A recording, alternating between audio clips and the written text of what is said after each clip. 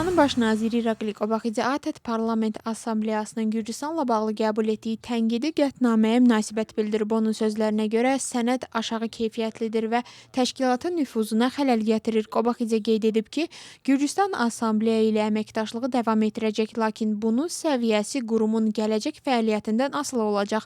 O bildirib ki, Assambleyanın siyasi qisas aləti kimi istifadə olunması Avropadakı qondarma dərin dövlətin təsiri ilə bağlıdır və Gürcüstanın cəzalandırılması hakimiyyətin xarici təzyiqlərə tabe olmamaq qərarından irəli gəlir. Müxalifət isə qətnaməni dəstəkləyərək bunun Gürcü arzusunun siyasətinin nəticəsi olduğunu bildirir. Haqa qətnaməsi ötən həftə qəbul edilib. Gürcü deputatlar isə etiraz əlaməti olaraq səs vermədən əvvəl iclası tərk ediblər.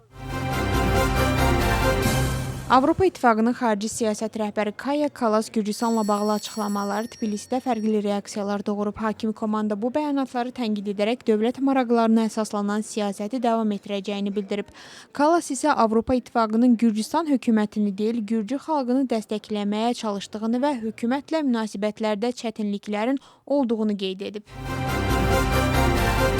ABŞ İranın 5 şəhərində yerləşən hərbi obyektlərə yeni zərbələr endirib. Mərkəzi komandanlığının məlumatına görə hədəflər arasında sahili müdafiə sistemləri və raket obyektləri olub. İran isə cavab olaraq Küveytdəki ABŞ hərbi obyektlərinə pilotsuz uçuş aparatları ilə hücum etdiyini açıqlayıb. İranın Xarici İşlər Naziri Abbas Araqçı Donald Trumpın Hörmüz boğazı ilə bağlı açıqlamasına münasibət bildirib. O sosial şəbəkədə yazıb ki, Hörmüz boğazında kommersiya gəmilərinin təhlükəsiz hərəkətini təmin edən tərəf bunun müqabilində kompensasiya almalıdır.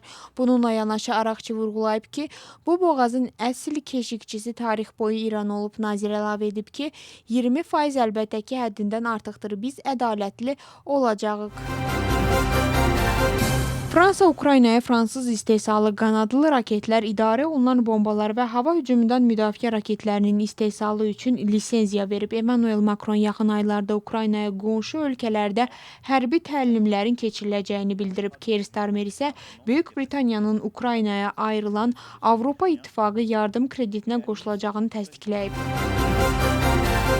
Avropa İttifaqının Xarici İşlər Nazirlərinin iclasında İsrailə qarşı sanksiyaların tətbiqi cəhdi yenidən uğursuzluqla nəticələnib. Bu barədə İsrailin Xarici İşlər Naziri Gideon Sar məlumat verib. Onun sözlərinə görə Kaya Kallas təqdim etdiyi təklif nə konsensus qazana bilib, nə də səs çoxluğu toplayıb. Sar bildirib ki, İsrail və Avropa arasındakı münasibətlər dialoq və ədalət prinsiplərinə əsaslanmalıdır. Onun fikrincə bu cür hilələr və addımlar tərəflərin ortaq maraqlarının həyata keçirilməsinə xidmət etmir.